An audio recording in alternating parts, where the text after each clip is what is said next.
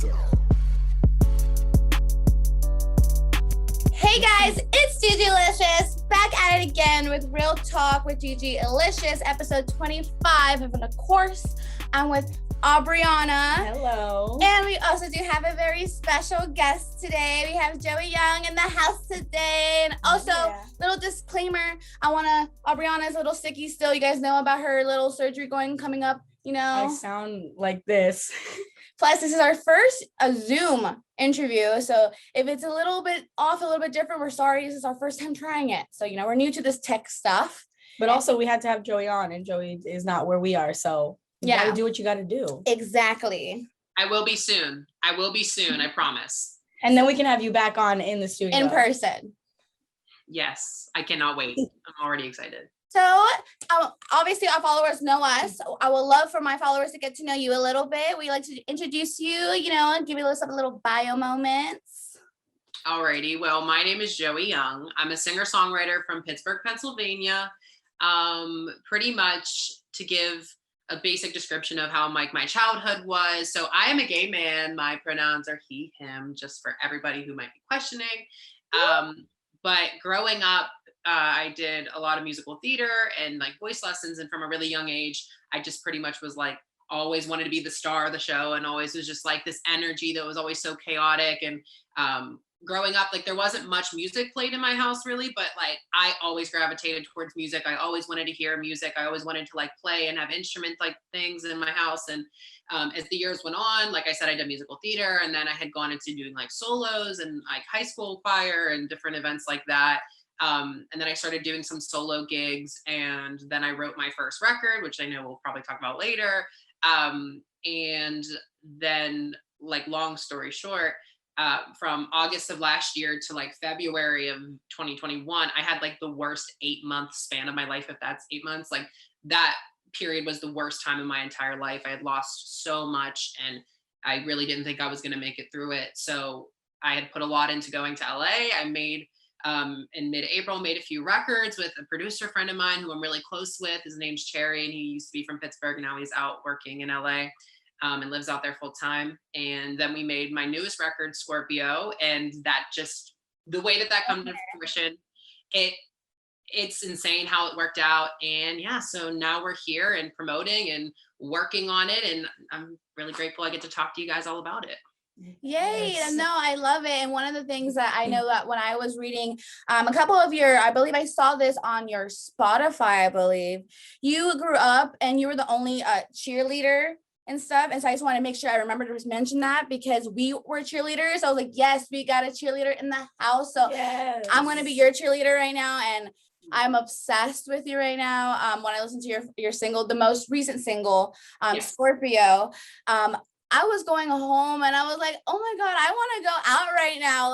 Okay, be listening in the shower, at the gym. That's definitely my go-to running song, a little cardio moment.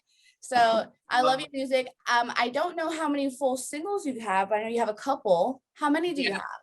So I have 3 singles that have been released.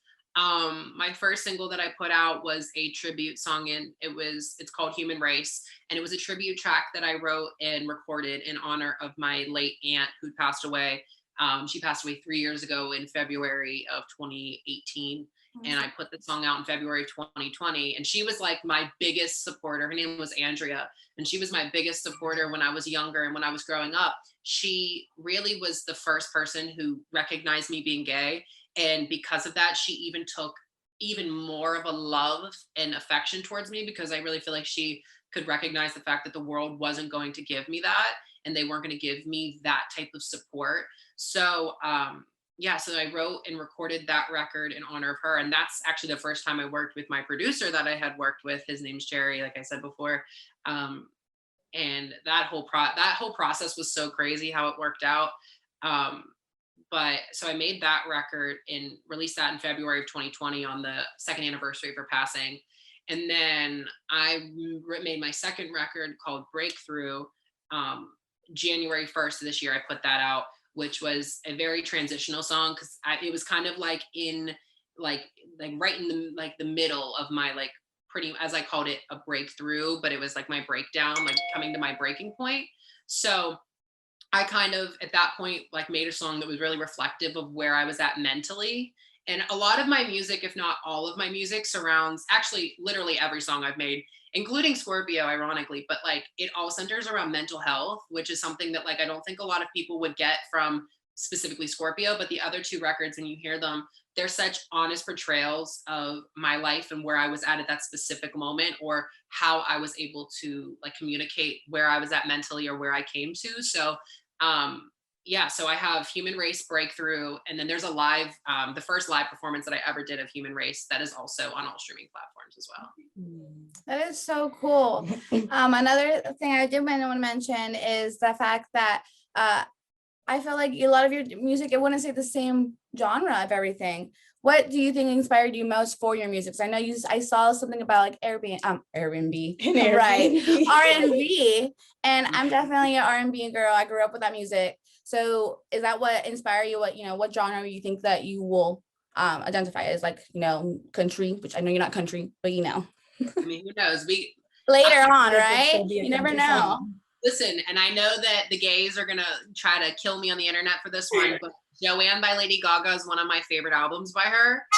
We're obsessed. Yes. Listen, I love it and that's a crazy thing. So I'll answer your question, but to a reference of a song lyric that I have in Human Race, my first song, in the second verse, the one section at the end of the second verse is, I'm reaching my dreams now in a different scene now, still listening to Joanne while thinking of our plans.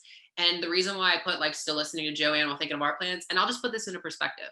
I had wrote almost the entire song a year before we recorded it. And then I was in the parking lot of the studio on our last day of recording, and I could not figure out this last line. And I'm literally sitting in my car like, and I wrote it all down because I was just like, I really am in a different scene of my life. But the reason why I have the reference, so that Joanne line is a reference to the song Joanne, because after my aunt passed away, because music, I always say, is like, music is the thing that heals me. It's the thing that helps me continue on with my life. What I did was I put my headphones in after I like bawled my eyes out and I heard the news, and I put my shuffle on. I was just like, I need a sign that like something is going to be okay. Like, I'm going to be all right. She's okay. And the first song that came on was the piano version of Joanne, Where Do You Think You're Going? That came out like a week or two before that she performed at the Grammys in January, the end of January that same year. So that line and that moment for me, that like really set in like how much Joanne as an album meant to me, because I felt like it was like a sign, because she wrote it about her aunt that had passed away. And I was writing and, created something for my aunt that passed away. So it was really like cosmically, like the world was just kind of connecting Lady Gaga and I. But to answer your question about like genres, it's kind of weird because, and I was talking about this because for me, the one thing that I was doing, so when it comes to R&B music, R&B, it's literally almost like R&B is in my blood. Like, I am such a huge Mariah Carey fan. Like, Mariah, listen, let me tell you, one time I was grounded because I went over my phone's data, and all I had was a CD that was one I made off the computer, and I wasn't allowed to have my phone. So it had the Spanish version of My All on it. And I learned every single word to that song for a week straight because it was the only thing. With Selena. Oh, I love. But it was. I don't speak Spanish, but I know all the words. Listen, me too. It's like one of those things. It's like when you connect to a specific artist, it's like it's so cool to like see their growth. And honestly, Mariah was such a cool thing because I found her a little bit later in my life, like early high school. So like obviously I knew who Mariah Carey was, but like finding her at that time period in my life where I really needed someone to look up to besides the artist that I already had loved, and like discovering her in such a cool way and listening to all of her music and becoming like a super huge fan. It really inspired a lot of like my music making. So, I always talk about it. I make ballads like hotcakes. Like, I can make you a ballad in 5 minutes. We have it written, we have it done. Like, that's just how I move. But when it comes to like my next journey in my music, I thought, because my first two songs were really reflective of that R&B soul vibe. And because of that, I wanted to take time to kind of in a way pivot and like challenge myself artistically, because it was very difficult for me to write pop music. You know, pop music, it's a different format. It's a different, in my opinion, I think it's a different format. And I think it like requires a different type of energy. And I think that because R&B has been something that is so natural for me to do and something so natural for me to create, it's kind of made me want to kind of go in a different direction and kind of take on pop music and bring that energy to life. So I would say currently I'm like kind of like a cross genre. So I'm kind of like between pop and R&B. So like future projects, they're definitely going to be really reflective of like pop and R&B sounds kind of coming together, and also, you know, having some standout songs that are, you know, definitely pure R&B, definitely pure pop. And for your music coming up though, are you doing any like album, any EPs, or are you just be releasing singles right now? Is that tea? Should I share that right now? Well, darling. I can't disclose any information yet, but I can say, and I'll give you guys like the exclusive tea on this one. Only here in Real Talk with Gigilicious. 100%. So I will give you guys this because I did a little snippet that I put online. So we have a new song that's coming, a new single, and it is called Love Letter. And I am so excited for everybody to hear it. It's honestly, the story of how it kind of happened is, I feel like it's one of those, like, I always say that my life is like a movie, and I really feel like every step is like, it's a movie that's writing itself, and like living in it, honestly, like it just feels so chaotic at times. So my like anxiety will get out of whack, and I'm just like, whoa, I need to take myself back, take a step out of it. But like, long story short, with that song, I made Scorpio. I posted the clip like the night we finished it of us dancing to it, and it like blew up for like a lot of the people back home. And I woke up to like 50 messages the next day, like, you need to put it out, you need to put this record out, whatever. So I went home, I put out the song like 2 weeks later, but I got a message from a specific somebody who had popped in and out of my life a few times, about 2 times at that point. And let's just say he definitely was not interested in the way that he was kind of portraying it, which was so heartbreaking for me, because he was like somebody that was like really prominent in my life in like a dark time period. So I really held a lot of love and respect for him. But so we spent like the whole next month, like the month after, we like reconnected and like talked after we hadn't talked for like 2 years. We reconnected, spent some time together. And then after that, it just, you know, he came to one of my shows and like spent the whole night with another guy almost, and a lot of like different things, and said like he never saw a future with me, and that he really wanted to hear Scorpio before it came out, and he wanted to hear the other records that I had worked on. So it just gave me very opportunist vibes. And I was like, yeah, you're probably never going to see me again. Yeah, I don't want no clout chaser. I'm sorry.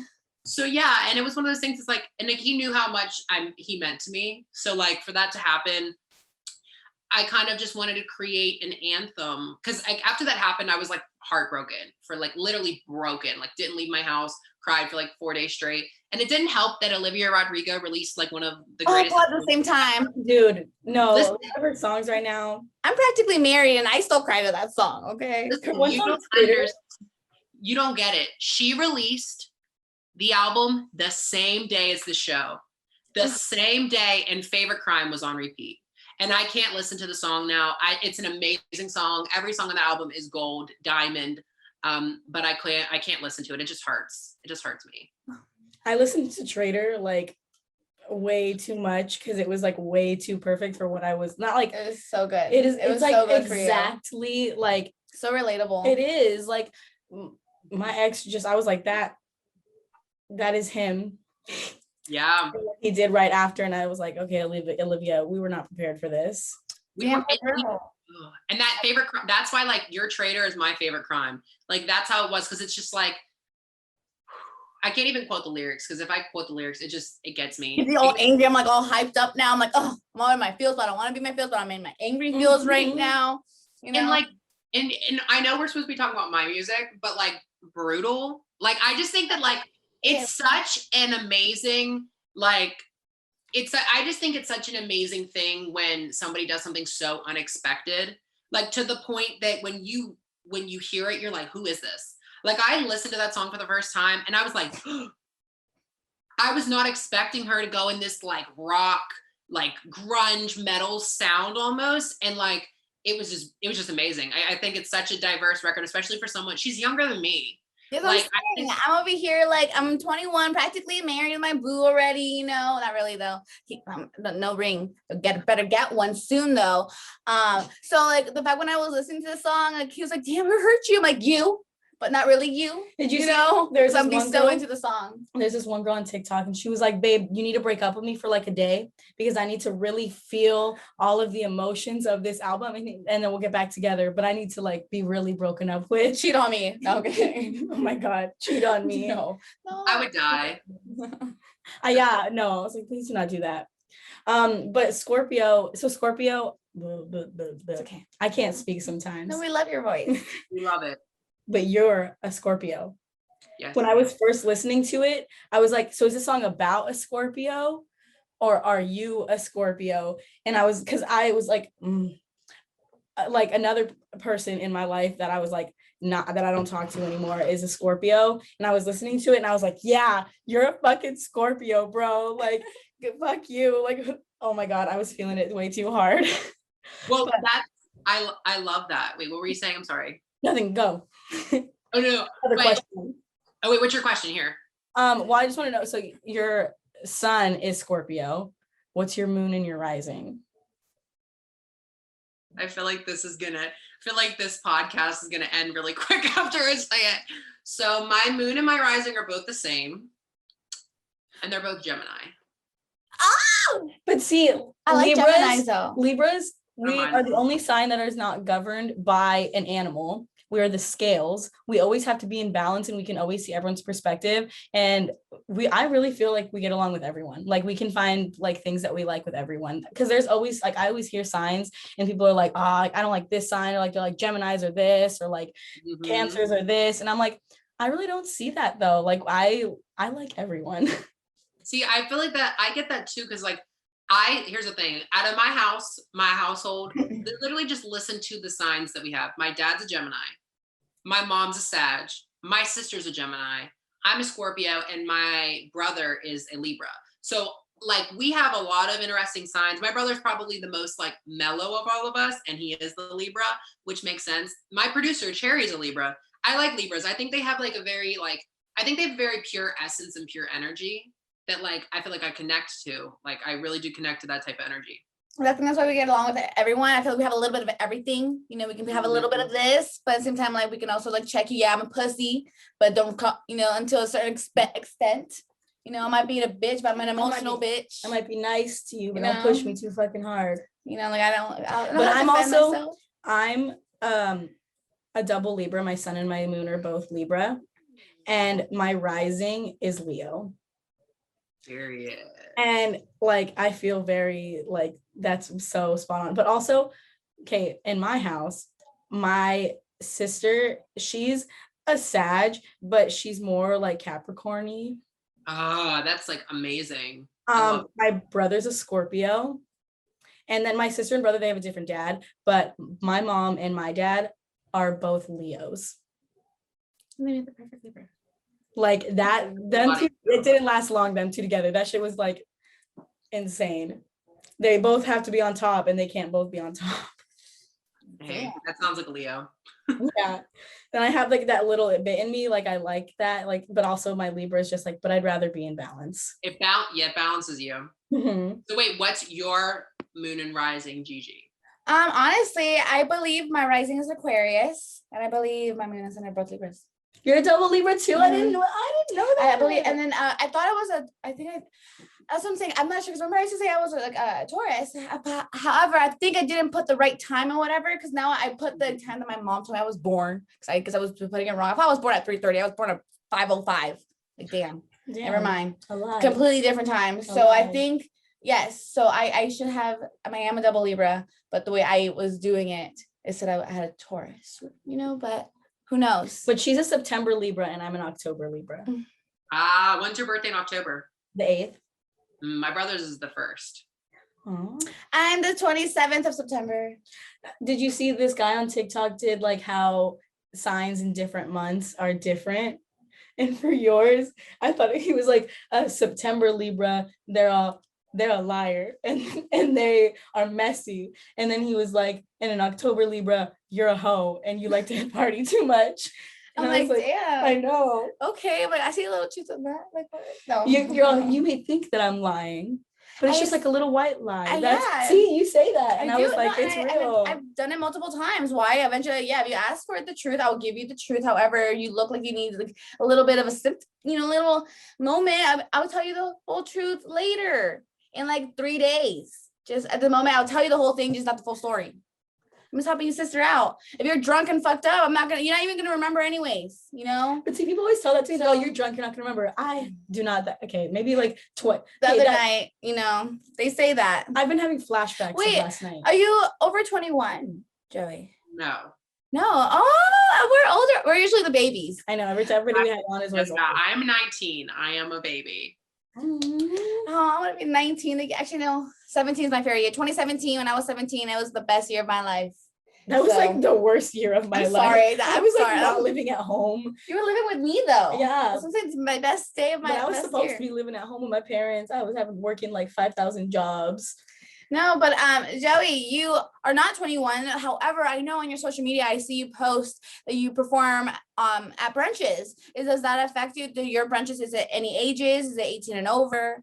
How is that? So a lot of the brunches and like different events that I perform at are 21 and over events. But a lot of the different venues have this thing called a cabaret license, which means as long as I have a chaperone with me to perform at those events, I'm allowed to go just as long as they make sure I don't drink and things like that, which is good because I mean, like even like full disclosure, being completely honest, I don't drink, I don't smoke, I don't do any of that. So it's never been an issue.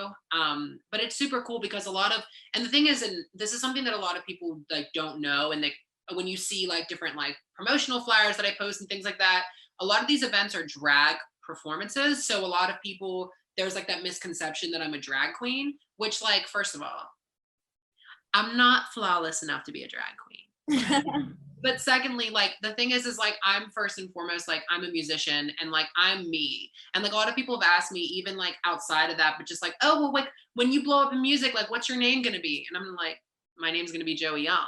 And they were like, well, why? Aren't you going to be like Lady Gaga has a huge stage name? Like, what is yours? And I'm like, I'm me. Like, you know, yeah. And it doesn't discredit being in drag because first of all, those queens, local queens in my city and like huge queens on Drag Race, they've inspired me for years. And like, they've been huge pieces in my growth and my expansion as an artist, especially at this point. Like a lot of the queens that I grew up idolizing on social media in my local scene are the people that book me to perform now. And it's one of those things that's like, I get to go and perform as like a special guest performer just to like show the diversity of talent and like show the diversity of like artists in Pittsburgh, which is super cool. But, you know, like first and foremost, like I'm Joey. I'm Joey Young. I am me through and through. And like when I go on stage, I kind of just want to reflect like the fullest version of myself and put that out there and, you know, get to be me, which I'm so blessed because I really feel like I get to be myself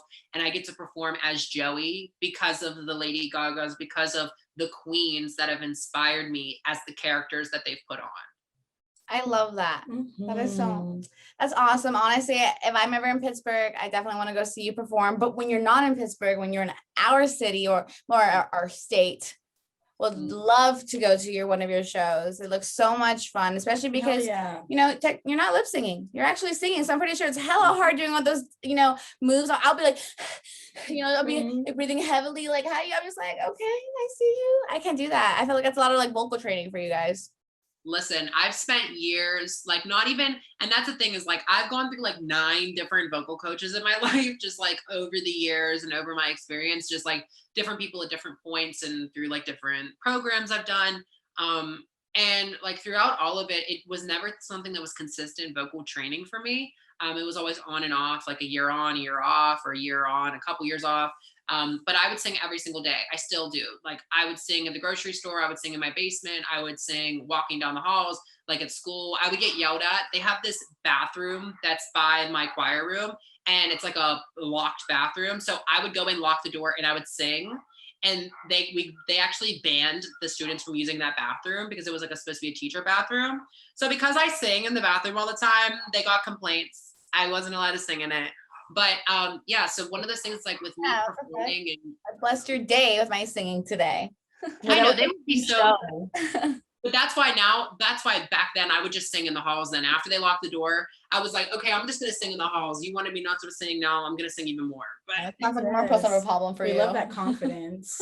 no, but yeah, but that's my thing. Like I think my thing was once I realized that like I had something within my voice that was like potential, I just never stopped going for it. Because and the thing is, it's like the one thing that I always describe myself as, and I always say about me just in general, is like I don't look at anything I do as me. Like I don't have an ego in any type of way. Like I always just think about it as like at the end of the day, and I think about this with everybody, everything that you have is based off of the opportunities that have been, you've been blessed to have, and the support. Oh, what happened? Y'all still have me on here? Yes, I do, We can love. still see you. Oh, where y'all go? I'm crying. This screen, y'all popped away. How did they? I don't know how that happened. I know, I but don't you're know perfectly fine with us. We still see you. Amazing. I wanted to see what my reaction looked like. All I know is my eyes went. You got your butt? Thumbnail.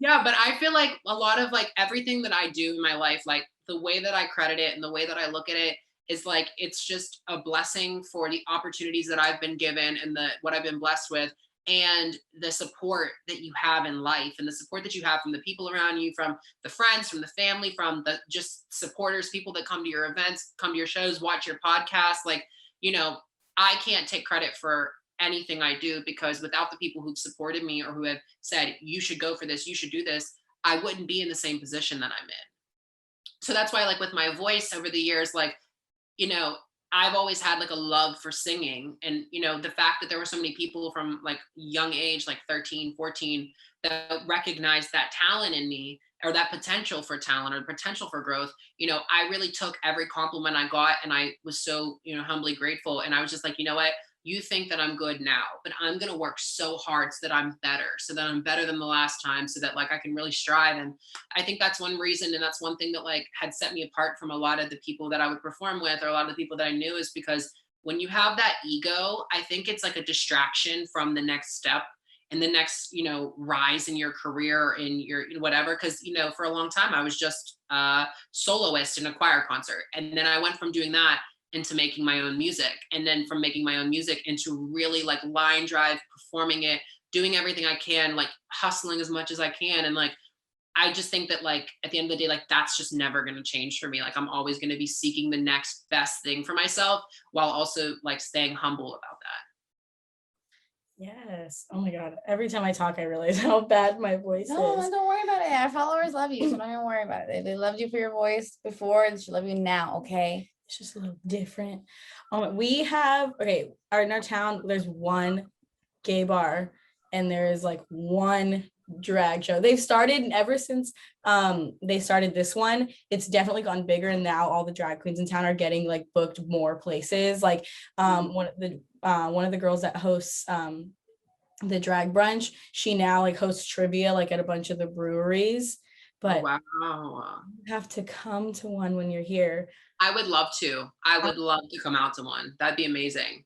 I literally I started to go, and I've told the drag queens, like when we had them on the podcast, Vivian and Angel, I told them like I'm pansexual, but like when people look at me, they're always like, you're straight, like you're straight, like you don't like girls. And I'm like, but I do, you guys. Like also not even just like girls, like I like everyone. Yeah. And going to these drag brunches like literally made me finally be like, I have a community. Like there's people here that like accept me and love me, and it's so amazing. Like I have a table every single week, and I always like make a reservation for like, I don't know, like 4 or 5, and I'll just like go by myself, and I'm like, somebody will come and sit at my table. No, the culture is just amazing. It makes me happy every single time I get there. Sometimes like, oh, I'm so tired, I don't know if I want to get up. Once I'm there, I'm like, I'm glad I came. Like I'm so like happy, and I'm like, okay, let's continue going out. Let's just like walk around, like do something, So I 100% agree with you, Obs. Oh yeah, once I go out to drag brunches, I'm out for the day.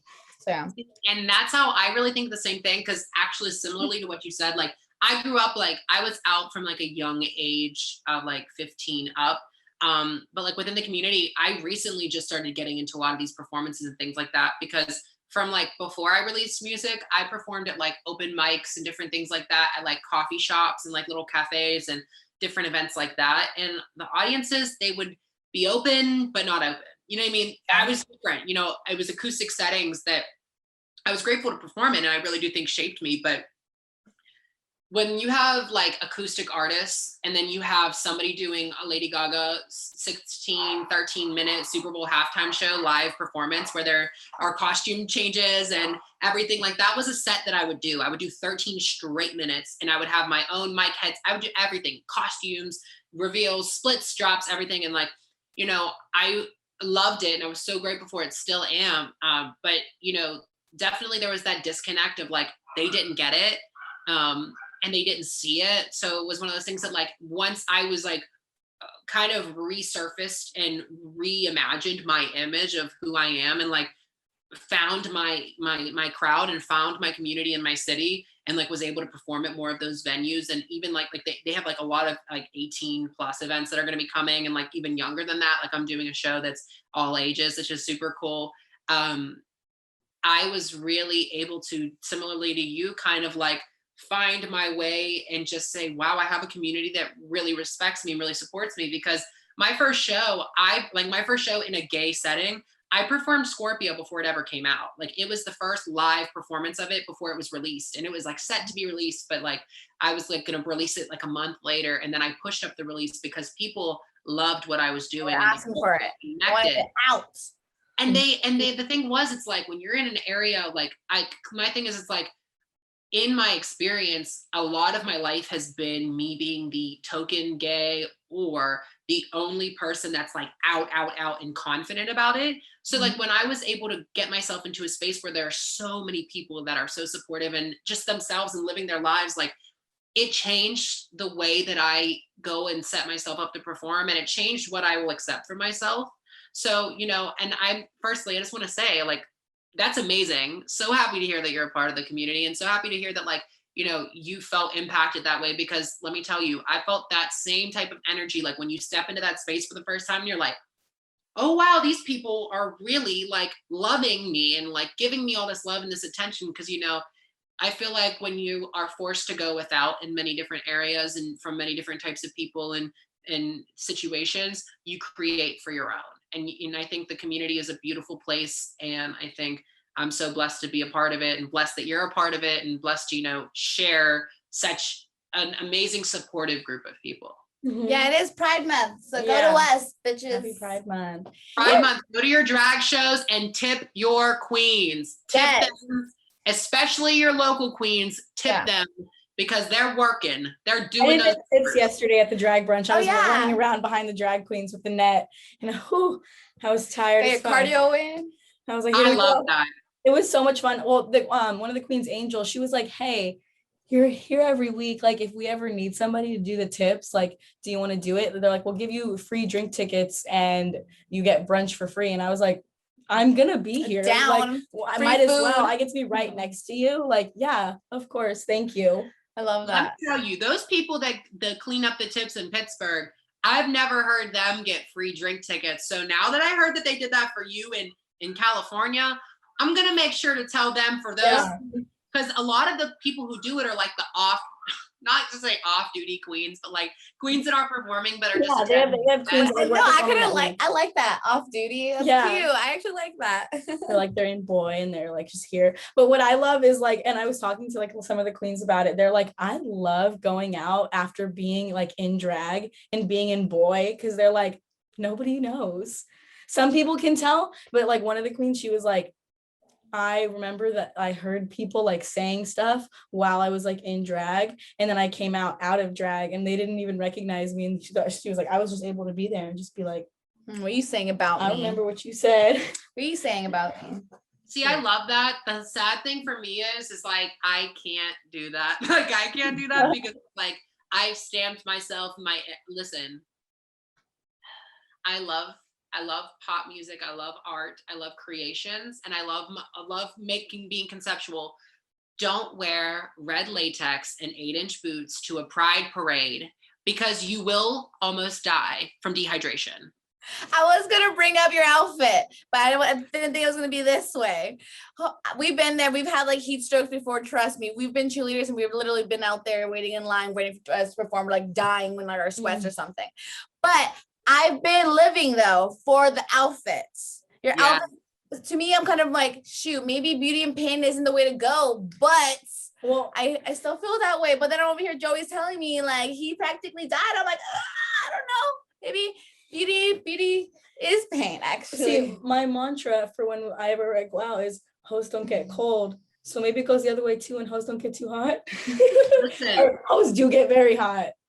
Listen, I'm telling you, and this is my thing for the Scorpio outfit, and I definitely want to talk about that a little more in depth in a little bit, but when it comes to that specific look and like the branding of everything, you know, as much as like I am like a musical artist, I am so influenced by fashion. When I make a song, the first thing that I see pretty much like while we're making it or like right after we finish it is the color.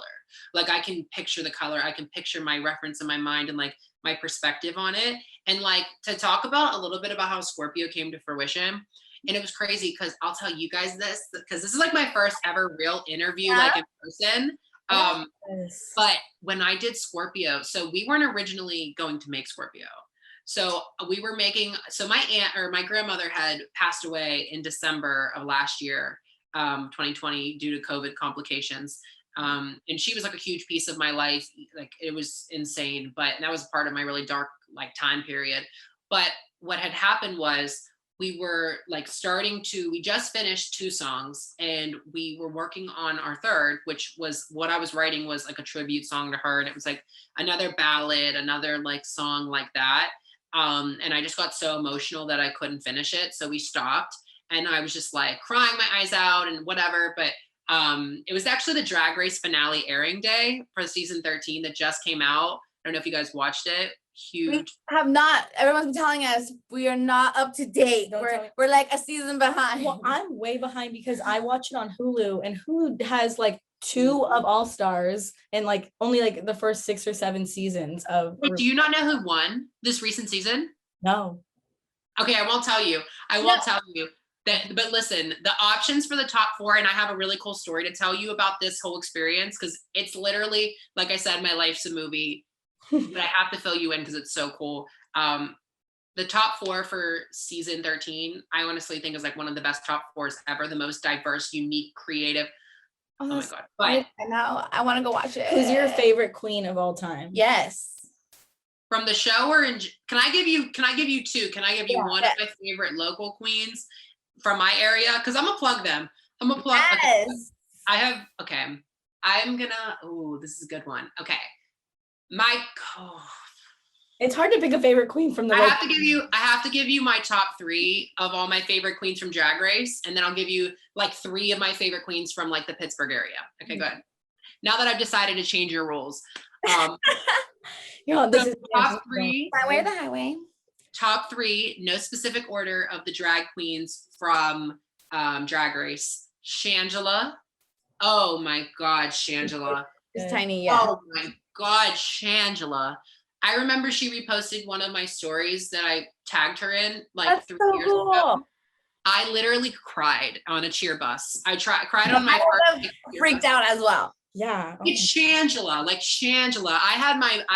Listen, my nickname for a lot of my friends is Shanji. Because I had a little backpack. It was like a little Michael Kors backpack. It was super tiny and I carried it everywhere with me and I named it Shangela. And I was like, this Shanji. She even had her own Instagram. Like, yeah, I love that. It was a thing. But my second favorite, oh my God. I have to go. I love Trixie Mattel. I think Trixie Mattel is so funny, so creative, so unique. I think she's someone that's like done so much with her experience and her time on Drag Race. It's like crazy to see somebody like her, like in such a creative, unique makeup look. And like, I think she's amazing. And then my third, I'm gonna tie my third. They're gonna be 2 people. Got Mick from season 13 and Rosé. They play and Candy Muse, those three, because they play sorry, they Come play on, man. Okay. And this one. And this one. I love it though. He can but play. I have to explain to you why they're my top three, which it's a very big story that's like crazy. But and then my like two of my top favorite queens from Pittsburgh, I'm gonna plug her. Her name is Victoria. I love Victoria. I'm gonna check you out after this. Victoria Cartier. And I love, there's another queen called Luna Sky. I love them. But Victoria's like, I love both of them so much. Victoria, listen, Victoria Van Cartier, she is my girl.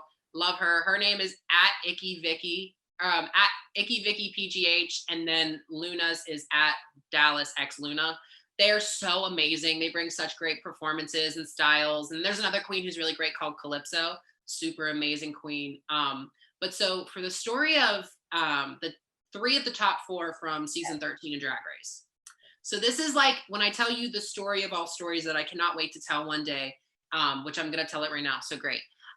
So we finished Scorpio. So we started Scorpio after I couldn't finish the song. And I was like, I just want to write a song about the misconceptions of being a Scorpio.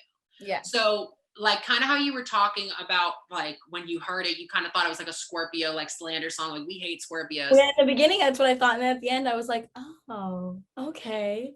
Because I wanted to create, so when we made it, I was like, I want to take all the things that people have said to me, and I kind of want to like say, these are all the things that people paint me as a Scorpio. And I want it to be like a back and forth conversation. So I was like, I just wanted to be like, you're a Scorpio. And then it's like, you say that you hate me, but you really don't. Because I really wanted it to be like that back and forth conversation with somebody telling you like, you're crazy, you're this, you're that. And then in the second verse, I kind of tie it back. But pretty much Scorpios in general, because I've been in like, since my grandma passed away, for the last like almost 7 months, I've been in therapy for the last like for every like twice a week, every week.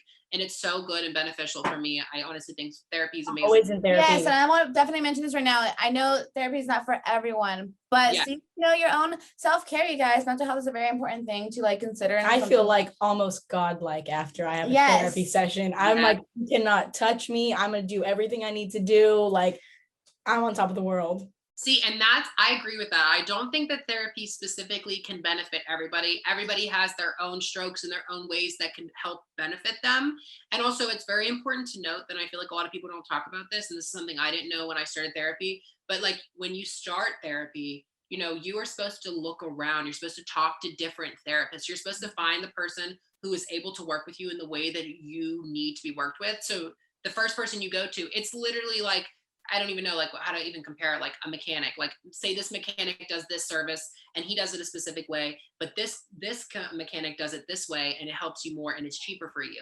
Like there's different aspects of like how you kind of have to like play the field. You have to figure things out for yourself of like what works for you. And thankfully with me and my therapist, her and I went to her, she was the first person I ever went to, and boom, hit it off and it was great. But I think in general, just being able to, and that's what a lot of the songs that I've made, all of my music, and especially like with the ones that we have, like for my next upcoming project that will come together, it's all about self-awareness. And that's, I think, a huge piece of life in general that I think a lot of us miss out on. And a lot of us get like kind of confused about is that experience of being able to take a step back and being like, I'm aware that these are my triggers. These are the things that affect me. And I'm aware that this is how I react to it. And this is how I work. These are the worst things about me and the best things about me. And like tying that all together, that's what Scorpio is. Like the song Scorpio has so much a deeper meaning than people think. Like what I learned is a lot of people try to take the worst of themselves and destroy it,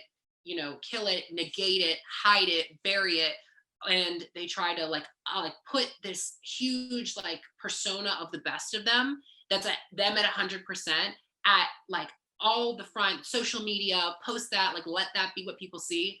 But the thing is, and I think that this is kind of like within culture and within society, we're taught that when there's a villain and a superhero, the villain always has to fail and always has to die or whatever the situation is with that, so that the hero can rise and they can save the day. But in all actuality, without a villain, there's no story for the hero and there's no job for the hero to fulfill. So I think that within like media and movies and films and books and everything, with like the fantasy of the world, and the fantasy and the dramatization of everything. We always want to hate the worst of something and uphold and put on a pedestal the best of something. But in all actuality, for you to come to a place of true balance, you need to take the best of you and the worst of you and balance them and give them equal amount of support, equal amount of attention. Because like that we were talking about, like that self-awareness piece, if I say, okay, and this is what in the music video I really wanted it to come across, and I really think it did. Like, if there's like, we call him Gray, but Gray is the normal version of me, and that's me in the gray outfit with the curly hair and the jeans, whatever. And then Scorpio Joe is the one in the red latex outfit. So it's kind of like I personified, and I call him the supervillain. So Scorpio Joe, the red latex, me on the front of the album cover or the single cover. It's the villain. It's the worst of me. It's what people see when people see the villain in me, the worst parts of me. That's what they see.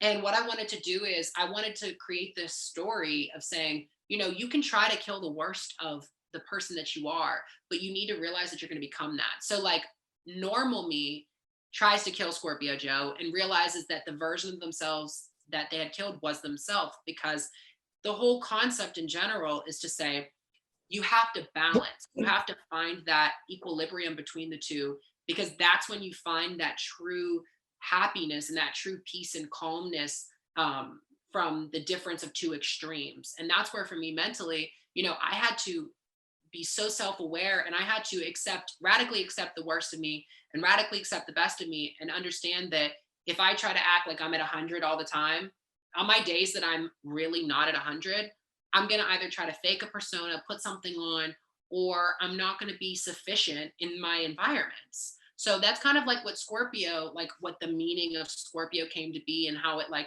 all of my music again connected to mental health. But when we finished the record, so that day we finished the record, the Drag Race finale was airing. I was in LA. I was sitting there and I looked on my phone right after we finished recording it, and I was like, oh my God. And there's this place in LA or in West Hollywood called the Abbey. It's like this big gay bar, gay restaurant. I've heard of it. Yeah. Yeah. So they posted a video 14 minutes ago at that time of the queens walking down the street. Gottmik, Rose, and Candy Muse, which are the three of the top 4 queens from that finale that just aired. So obviously no spoilers, but if you know what happened, who won, which, oh, goddess, she's, Oh, I can't wait. We have to watch this. I know, we have all of them are goddesses in their own right, but I love them all. But so what happened was, I was like, oh my God, I need to see if I can make it there, because I was like, Gottmik is literally one of my favorite queens. Rose, one of my favorite queens. I love both of them so much. So I was like, and of course Candy Muse as well. Like all 3 of them are amazing. Candy Muse is Scorpio, period.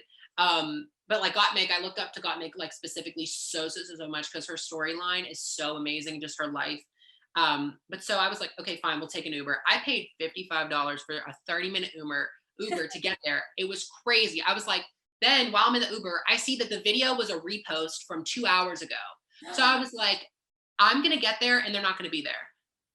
But I was like, whatever. We're already in this Uber. We're already on the way. I was like 5 minutes from the venue. So we go, we're standing in line. I'm like, they're not even in there. Let's just walk around the block. I need to eat something. I'm hungry. I'm tired. So then I go and I walk around the corner with me and my friend Sierra, who went on the trip with me. And I see a lime green wig. And it was them. And it was Gottmik. It was Gottmik. And it was Gottmik. So they wanted you to walk around the corner. We're like, okay, you know what? Stop waiting in this fucking line. Go get you some. You're hungry, right? You're a hungry bitch right now. So let's go get you some food. And in the meantime, let's surprise you real quick. Listen, they were coming out of the bar. They were leaving. They were waiting for their Uber to go. And I see them, and I'm like, Gottmik is right there. Oh my God. So I was like, oh my God, Gottmik, I'm like in love. Can I get a picture with you? And she's like, oh my God, yes, Gorge. And I'm like, oh, you said Gorge. Yes, say that again. I just took a 30-minute Uber here.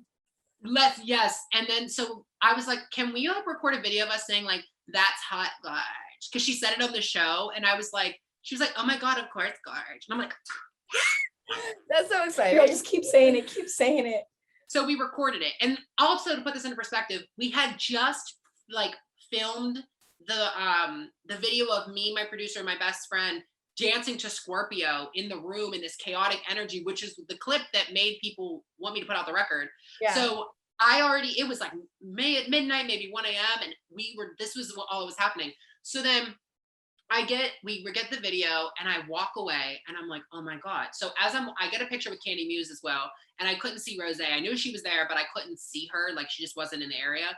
So I walked away. I'm like shaking, going crazy. My friend's like, I didn't watch this season. Like, are you okay? Like who was that? I was like, it's going Nick. I'm getting up. So I then see that there's this lady who has like these like flowers on the side of the street. They're like plastic ones, but they were super cute. So I was like, can I get 3 of these flowers? Like you can keep the change, whatever. So I got flowers for all 3 of them because they were like 20 feet away from me maybe. And I see them like standing there waiting for their Uber. So I went up to them. I was like, hey guys, like, I just want to let you know, like, you guys changed my life.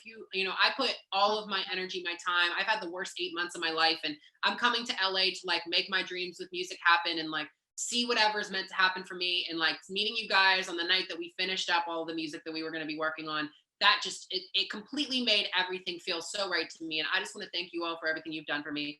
And they were so sweet, so amazing. I got like videos of it and pictures with them. So then we leave, and then I was like, oh my God, I'm gonna post a TikTok of the video of me and Gottmik saying that, but I'm gonna put my Scorpio sound over like underneath it. Did it go viral? So the video got like almost 40,000 views. Oh, okay. And a lot of people didn't notice that it was on it because it sounded like it was playing at the club. And that same next morning, I woke up to all of these messages. Oh my God, you met Gottmik. Oh my God, you have this song. You need to put it out. Da, da, da, da, da, whatever. So I set this like specific, like really, really, really like, I was like, you know what? Because I'm the type of person that I don't post anything of my music until it's like months and months and months and months ahead of schedule. Like we have everything planned out. But I was like, you know what? We're already here. Things are already spontaneously happening. I just met Gottmik. I just met Rose. I just met Candy. I was like, these things have already happened. It has to go. So I said, okay, I'm going to make it really strict. But if I'm putting this song out, we have to shoot the cover art today. We have to have the outfit for the video today. We have to have a director booked for the music video today. And I literally woke up and set all these restrictions. Like, if these things don't happen, I'm not putting it out. Because I just wanted to see, like, I was like, I feel like this is going to work. So we'll see. I was able to book a photographer who drove an hour and a half out. We shot the cover art in my producer's driveway with a white backdrop, lights picked up, and like the same day I went to the stock room in LA, like the latex store, bought a latex outfit. We pieced it together real quick. I went and picked the knife for the thing is literally out of my producer's house, his kitchen. I was like, do you have a steak knife? And he's like, yeah. Yo, cool, because I'm gonna stab you. Literally. So we did all of that. And that same day, my friend, and to plug this as well, my friend Sierra Mitchell, she's currently in, they filmed a indie horror film in Pittsburgh, actually in McKeesport in my city. And the director, his name's Mark Cantu. Their movie called Massacre Academy, it's this huge, massive horror movie that's going to be coming out. It's going to be premiering in the end of July. He produced, wrote, and directed that movie. And she was like, you should reach out to him. Like, if you want to do like a slasher vibe, like he's the perfect person. We reached out to him that day, the same day we were looking for outfits and like going to the store in the Uber. And he was like, oh, I'm going to do it. And I was like, and then as things came about, he was like, we'll film it in July. I was like, we want to put the song out in 2 weeks. He was like, okay, we'll film it next week when you get home. And I'm like, perfect. See, manifesting stuff works. It does. And then this is where everything comes to a head. Okay. And I promise you, this was a long story, but it is so worth the wait. No. So at the end of all of this, a few days ago, I'm performing at an open stage at this bar in Pittsburgh called P-Town. Okay. Now, as I'm performing there, we finish the numbers, everything goes on. I'm about to leave. I see a face in the back of the crowd that I know. It just so happens that at the same time period as this performance, me performing and then playing the music video for Scorpio in the club, I see Rose's face in the back of the club. because they had, so there's this drive and drag tour that's happening in like all over the country, that is like being hosted by like Drag Race. I think it's like Voss Events or some event company that works for Drag Race, or they collaborate with Drag Race contestants. So a lot of my favorite queens were there, and like I wasn't planning on going because I had so much stuff going on, but she was there because she was off. They just finished one of the shows, whatever. So I got to see her, and I was like, I need to tell her about Scorpio. Like, I need to tell her that like this song, that because I met them and I put this record out, like, you need to like, I was like, I want you to see this, whatever. So I go up to her, we talk, and she's out of drag, and we're talking, and they're like so amazing, so sweet. I was so grateful. And we got a picture, and I was like, oh my God, like I have merch t-shirts. Like, I don't even know if there's any in my car, but like if there is, like, I'll give you one. And they were like, oh my God, I would love to see it. So I go to my car. I'm almost positive I don't have any. So I took my shoes off. I was ready to leave. I find 2 extra large crew necks of my Scorpio merch in the backseat of my car. My box is out. I'm like, you know what? I put my slides back on. I go back in. I'm like, look, here's what I have. These are my 2 shirts. Like, I would love to give you one. And if you could actually give one to Got Mick, because she was also on the tour, but she just wasn't at the club. I was like, if you could give one of these to Got Mick, like that would change my life. And she was like, oh my God, of course I will. And I was like, so she ended up taking a picture with the crew necks, like, oh, and she let me take a picture of her with the crew neck up like this, and then the back of it. And I posted that on my social media, and wore it the whole next day, posted it on her Instagram story of her wearing it, like multiple posts. Awesome. I fucking love that. It was the craziest thing. And then Gottmik liked my Instagram post, like the post about like Rose wearing the shirt, and like the video of us. Like, I have the video of me giving them the flowers, like on the little like multi-post thing on that.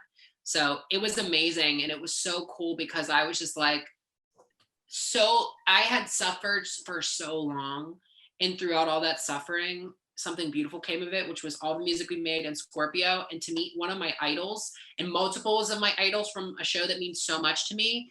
And then not only to meet them, but to have like 2 months of time go by after the record's already been recorded, after I already met them the first time, do all of these crazy things for the song, everything come to fruition the way that I prayed for it, and then be randomly performing it at this event, and she's there, and then she sees the video on the TV, and I tell her all about this, and then she's wearing my merchandise. And I went to the Drive and Drag show the next day, and she literally wore the merchandise. I saw her wearing the crew neck out of the venue to leave. So like that feeling for me, like the drag community has always been something, like that's all you want.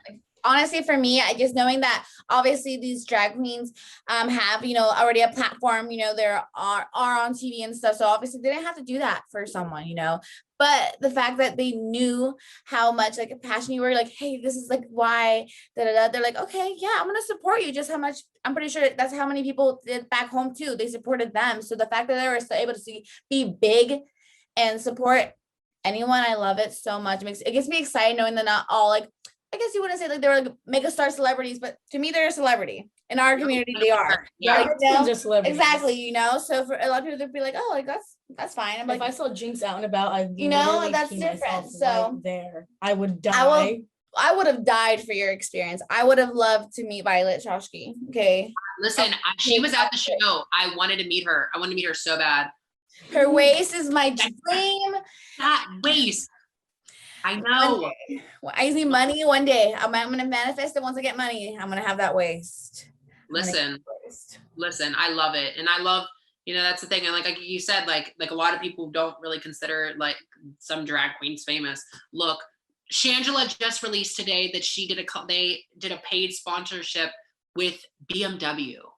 There's multiple TV shows that are coming out and being aired. Like I think like to see what these people are doing and see like my first experience meeting any of them, for it to be the people that meant the most to me and still mean the most to me. Like, I'm so grateful. And like, I did not expect Rose to do anything, to even look at me in the eye, you know, because you never know what you're going to experience. But like, I'm blessed to say that it was just an amazing experience in my life and such a full circle moment, because it was like the people who really were a big part of me pushing this record out the day that I finished it.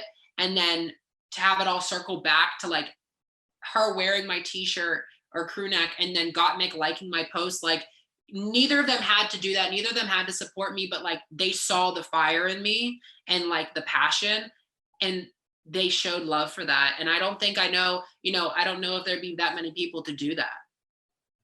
That's very I feel true. like we like because we see them as celebrities and like there's lots like all like when you meet a celebrity, they're not always the nicest or like the best, but like all like the queens in our town, like I like idolize them, and they are like they're so genuine and so kind. I mean, like we had 2 of the queens on our podcast, and when I asked them, I was literally like shot in the dark, do you guys like want to be on the podcast? And they were like, yes, can we please do it? Everyone, like all the queens that I've met have always been like so nice and genuine and like actually like care, because I feel like it's all like our community, like we are a community and we love to like make everybody feel accepted. So if like you have somebody who's a fan of yours, it's like I didn't just like this like one song that you made. It's like I love like who you are as a person. I agree with that, and that's like so special. I love it. Yes, but sadly, you guys, it is the end of our episode today with this exclusive interview with Joey Young and stuff. But I can't wait to have Joey to come here in our state and enjoy California, because California is popping all the time. But hopefully he can come and visit us and be with us in person, so you can come and see our community and see our town, because our town might not be the biggest community. However, we have a really like loving one, whereas like you'll see us in about, once you see us in about, we're there. Mm-hmm. So I love that. Thank you so much, Joey, for coming and talking to us. Before we do leave though, I would love to give you the opportunity to mention any more projects that are coming up, or any more social media, where they have like a YouTube, a TikTok, all that. So anything. Amazing. Okay, guys. Well, firstly, I want to thank both of you for having me so much. Listen, I'm a talker. I have so much to say and so much to share. So like, I would love to hear more. I mean, obviously, we'll talk outside of we'll talk about the podcast and get a little bit to know each other better. But my Instagram is ITS Joey Young. So it's Joey Young. My website is joeyyoungofficial.com. Scorpio is now out on all streaming platforms. The YouTube video is live on YouTube. And my new single, Love Letter, is coming out very, very, very soon. So please stay tuned for that. Stay tuned for some another amazing projects I have coming. And don't think, California, that I'm gonna be gone for too long, because let me tell you, I can't, after my first 2 trips, I can't stay away for too long. I don't think. Right? Yeah. That's smart. Love it. But all right, you guys, thank you so much, and we'll see you in the next episode. Bye.